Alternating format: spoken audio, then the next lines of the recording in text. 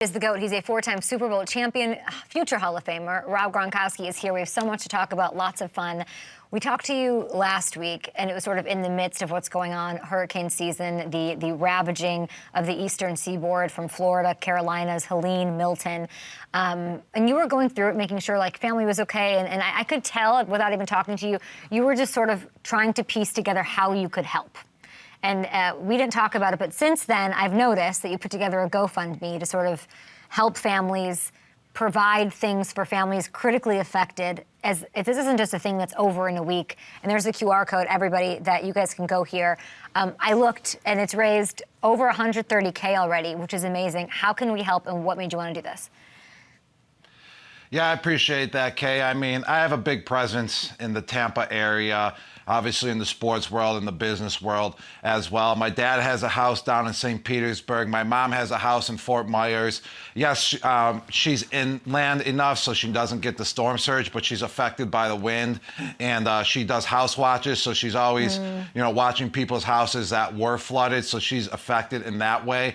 So I just wanted to be able to raise some awareness, raise some funds for all the people that were severely affected by Hurricane Milton and Hurricane Helene. So I raised a GoFundMe. I put in the first $100,000 just to, start it off. And in about 10 more days, we're going to run it for, and then we're going to distribute the money, so they can build schools and provide food for the victims that were severely affected all throughout the Florida area. So if you want to be able to participate and donate and help out, you can go to my Instagram or my Twitter and find the link, or you can just scan the QR code right there. And it's on GoFundMe, so you can just go to Gronk's Hurricane Milton and Hurricane Helene Relief. Amazing. And you kicked it off with a $100,000 donation of your own, which is unbelievable and not surprising, knowing how you are, always wanting to help people. So Gronk kicked it off. You can do 50 cents, $1, or find other ways to support. People are displaced. Animals are displaced. There's so much going on. So definitely hit this up for the Hurricane Helene and Hurricane Milton Relief Fund set up. It's a GoFundMe by Gronk. Please go do that. Amazing. We'll get into Tampa. You heard me talk about Baker. Baker's not getting enough love, huh?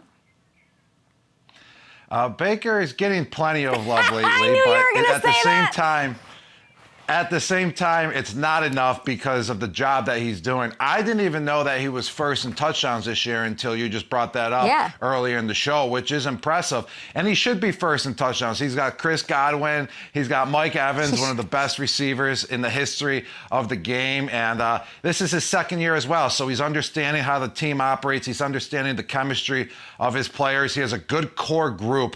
Yeah. And I'm just excited for the Tampa Bay Buccaneers. They just have a great team. They got great players on the defense side of the ball that have, been there for a while. That's a solid core group as well. And on the offensive side, too. So it's just great to see. Why are you taking away from Baker by talking about everything else? So what about Baker? All right, Baker as well. What I love about his game is that he's kind of fearless out there in the pocket. Yeah. I mean, he's running around, scrambling, and when he's scrambling, he's not just sliding. He's running through tacklers, and in the Detroit game, he looked like Barry Sanders himself. Even though they lost that game, he did look pretty solid running the ball, and that's what I'm loving about him. Is that he's a dog out there, out on the field right now. Is that how you would describe Baker on your new podcast, Dudes on Dudes with Julian Edelman? And congratulations. What kind of a guy is Baker? A dog? Yes, actually, Baker is a dog currently lately, but so Julian and I, we just started a brand new podcast, Dudes on Dudes. We released our first episode yesterday. Another one is being released tomorrow. And then from here on out, every week, every Thursday, we're releasing a new episode, which is really cool. And we categorize players, and we're talking about a legend player that formerly played in the NFL, then a former player that we played with or played against, Julian and myself, and then we're talking about a current player as well. So we categorize them in 5 categories. If they are a freak, if they are a stud, if they are a dog, if they're a whiz, or if they're a dude's dude. So we did Baker Mayfield actually on our first episode. We shot that a couple weeks ago, so he's either a dog or a dude's dude. I forgot what one we put him in. What category we put him in? I think you would say dude's dude. I don't know that you would say dog. I don't know. Yeah, I don't know if dog is the first thing you'd say. I would say dude's dude. He's been a dog lately in the quarterback pocket, but overall, I wouldn't say dog, just from his beginning of his career. But overall, lately, just hearing about him in Tampa, he's definitely been a dude's dude. When is Tom coming on? Well, we have no plans to have any guests on, and also Julian is still mad at Tom because he has not been on his other podcast, Games with Names. That's hilarious. But all he does is comment on Instagram, but he won't come on as a guest. So hopefully, in Tom's busy schedule, which shout out to Tom, congratulations to Tom for, owning a piece of the Raiders going through yesterday. Can you believe it? This isn't even huge. This isn't even huge news. We've got the Davante, the Amari, and Tom just sneaks in there and he's like, "I'm now an owner. Hello, nice to meet you." What? So do you think he has time to come on our podcast now? He's never been on my show. Now that he's the owner of an NFL team. He's never been on my show, but I don't think I've ever asked. He doesn't have time. I don't think I'm not like deluded enough to ask him to go on. Yeah, I don't think he's coming on. Yeah.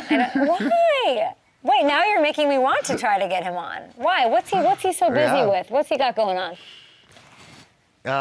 Shooting hoops with Ruben? Get out of here. Commentating on a game every week. He's yachting, owner of the Raiders now. He's got plenty going on, but he can always zoom in for 5 minutes. That's all, 5 minutes. But we need him on my podcast first. In a real way, I'd ask you, what does he bring to the Raiders as an owner? When you look at him and the owner title, break that down for me. What do the Raiders get? The Raiders need some hope right now. All right, well, I necessarily don't know Tom's role as being an owner in the Raiders yet. I mean, it's going to probably come out what he's going to be doing, but just knowing what Tom brings to the table is just tremendous value, that's for sure. He understands the game inside and out. He understands how to prepare off the field, in the meeting rooms. He understands how to prepare on the practice field, and he understands how to prepare his body to get ready week in and week out and stay healthy and be able to be available every single week. And just the knowledge of the game that he has too, and the presence that he has with the game of football, if he just goes in the locker room and he just displays that to the guys, it will eventually wear off and they'll be able to just elevate their game to another level. It's so true. Mark Davis said that he'll be involved in finding all the Raiders have to do now. The Band-Aid's ripped with Davante. You need to find a quarterback. I said it all day yesterday. That's Tom Telesco, their GM, Davis, and now Mark Davis did say that Tom's going to play a role in that he's going to be sort of evaluating who that quarterback should be. That's huge. Well, that's a good point, and that's the truth. Tom knows talent better than anyone else. He knows how to evaluate a player. I remember just being one-on-one with him in meeting rooms, and he's going over the guys that are covering me, and he can break them down in literally 1 or 2 minutes to the T. He can tell you their skill set. He can tell you their weaknesses. He can tell you their strengths, and that's what Tom, brings big time is just to the table, is just being able to know the skill set of a guy and what type of player he is and what, types of strengths and weaknesses that the guy has and what situations that this guy will, survive and thrive in as well. I love that. What do you, when you were playing with Tom, whether it was in New England or in Tampa, did he care about what was going on that side of the building? Or was he so focused on your locker room and your part? Or did he wander over there and care about how things were marketed, how things were, anything like that? Or was he how was he really? No. When Tom was in the building playing football, all Tom cared about was the product that was out on the field. He only cared about going out there and being the best player that he could possibly be. When it's time to hit the field, when it's time to perform in the game. He didn't care about what others were saying about him. Never, ever. It didn't matter if it was all positive that week in the news about him or if it was all negative that week in the news about him. It never affected him in his preparation. I think more like the business side. So when I look at Tom and being in part of the business side of this, I'm sure he wasn't really interested in that when he was playing ever. But now he is, because his whole life is business deals and whatever. When I look at Tom, I think it's one of the biggest things that he has that I wish I had, that I see in him without knowing. He really knows how to let go and delegate and trust. He just sort of we'll put this person, like this person's going to help him with his PR, with Brady brand, with he like is not micromanaging. He is just like, I'm going to let it go. Surrounds himself, clearly picks the right people to be around him, and I wonder if that's the kind of effect that he'll have.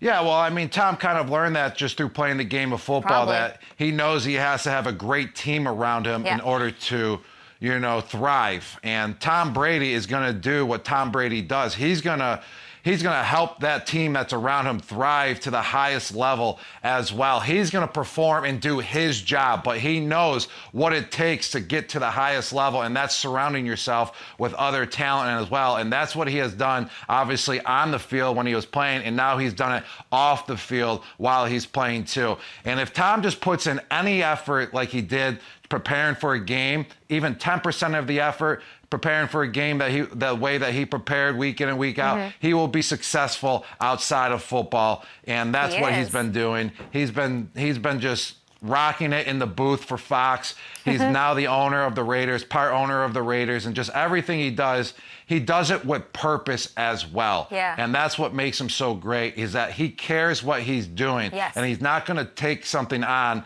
and not go full steam with it. And that's what makes him so great. I think he wants to be a billionaire. I mean, who doesn't want to be a billionaire, Kay? And I like these moves that he's making. Speaking of moves being made, Tom gets in there, and on a day where Davante gets traded, all this news happens. It's sort of wild. The Bills get Amari Cooper. I don't really want to focus on that. It's sort of like lost its luster. We connected the dots, Davante, Jets, Aaron Rodgers, whatever. Everyone's talking to me about the chemistry. We had like the finishing each other's sentences. So when I think of that, and I've heard Luke Kuechly was saying it, everyone's saying it, I think of you. I think of you and Tom. I do think of you guys sort of finishing each other's sentences. The things that Davante says when he comes on the show, but I know it's going to go to my back show. I know where it's going. I've asked you what a big deal that is and how meaningful that'll be. What is like the pressure associated with being in this role with Davante? If you're being totally honest. Now, you went down to Tampa. You came to be this thing that sort of came into the locker room like, I know how Tom likes it. I have chemistry. We don't have to work on this. I know where it is. Everybody else pay attention. And you guys won a Super Bowl that year. But the pressure was on, but not really, because you guys had won 3 together already. With Davante, he's being tasked with going across the country to a 2-4 team with a bad offensive line, a 40-year-old quarterback people aren't believing in New York with that market and that fan base and that media thing. Like, what is the pressure of that? Yeah, so myself, when I went down to Tampa, it's a totally different situation than Davante. I feel like Davante has pressure on him at a way higher level than I did when I went down to Tampa. Plus, Davante's going into the New York Jets to be the number 1 wide receiver. Yes, they got Garrett Wilson, but they're putting that pressure on Davante to be that guy right away, and that he should be that guy right away, especially due to having that chemistry already with Aaron Rodgers when they were with the Packers together. When I went down to Tampa Bay, we had Chris Godwin there. We had Mike Evans. Leonard Fournette we picked up as well. I was kind of the 4th option. I was kind of there to be the role model to Tom Brady on how to understand him and go out there and practice the way that he practices and help unify the team. So it wasn't like, hey, Gronk, you're going to be the number 1 guy. It was like, hey, just make a couple catches whenever the ball comes to you and block some guys. And I took on that role perfectly, and we won a championship, which was awesome because we had great players around us. But in New York, Davante Adams, pressure through the roof. Biggest city in the world. Media attention through the roof. I mean, he better perform or else him and Rodgers are going to feel it. And Rodgers, happy camper now. He got Lazard. He's got Nathaniel Hackett there, who he wanted. He's got his number 1 guy now with Davante Adams. They got their schedules kind of easing up a little bit, so do not count them out. Do not count them out. I can see them winning some games and possibly sneaking into the playoffs as a wild card. Possibly, or will you put your name on that right now? Everything is this I would a playoff put my name team? on it. Is that if they do make the playoffs, well, they will make the playoffs, I feel like, but they'll sneak in as a wild card. But they're not a threat in the playoffs. I feel like wild card game they might win and then be knocked out in the second round or something. I mean, I don't think they're Super Bowl contenders because, that offensive line needs to be fixed, and you really can't fix an offensive line in mid-season like that. But I feel like they do sneak into the playoffs, especially due to a weaker, AFC East division. All right, we're going to take a short break here. Gronk, you're going to stay through the break. I'm going to introduce you to somebody who you're kicking their ass. So it's going to be happy for you. We'll be back after this on the Up and Adam Show. MMG coming up next.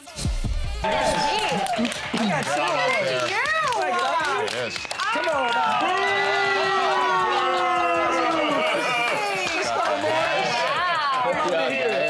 Scepter. Look at that. Oh, thank you, sir. The pocket square, the mustache. I already had it. They didn't want me to win. Look at that. I dreamed like this once. It's the Pass suit. the margin. It was a nightmare. It's like the worst. Speed. It's the worst speed. Speed. My next guest, the most valuable drafter. There he is, MMG, YouTube Madden extraordinaire, my favorite person. Go at it, you two. How are you? Hey, how you guys doing? MMG, what's up, man? Gronk, it's great to meet you again, I suppose. We were both on the draft, huh?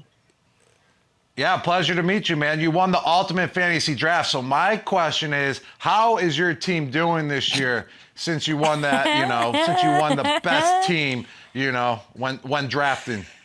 Dude, it's so ironic that this was the best team because I just saw a stat recently. It was 15%, like the highest percentage of losing fantasy football teams that have won no games.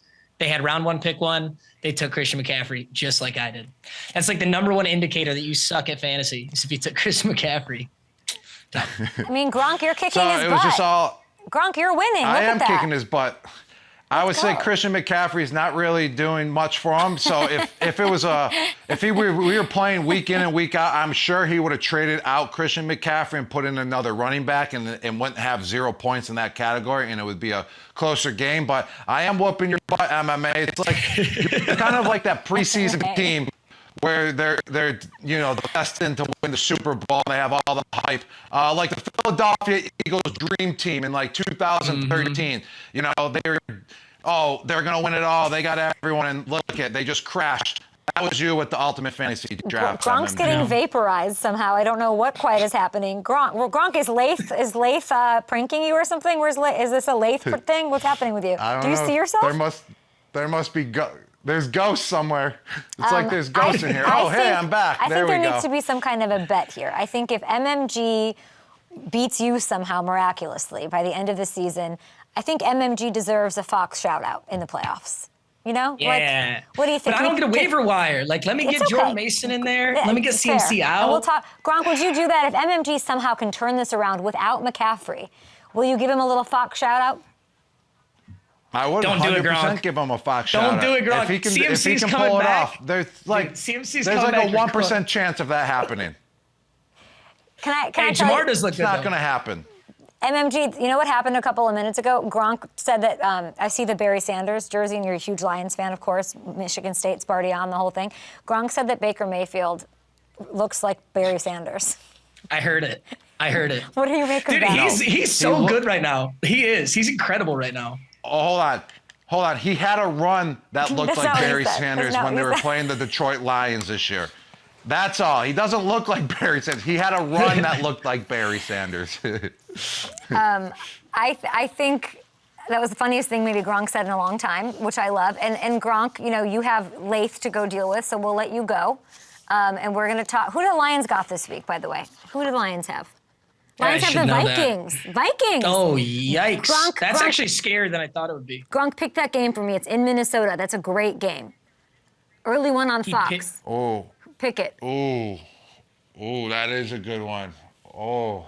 -2.5. Oh, man. I'm going with the Lions. I just love Coach Dan Campbell so much, and I loved his play designs last week with all the offensive linemen. You gotta give him some credit for that. Dan Campbell's the ultimate football guy. I wish I could play for Dan Campbell, but unfortunately, I'm not coming back to the NFL, so that would never happen. But I'm going with the Detroit Lions.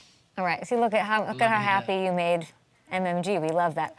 All right, Gronk, you're the best. Please go donate to the Hurricane Relief GoFundMe that Gronk has set up because he is amazing.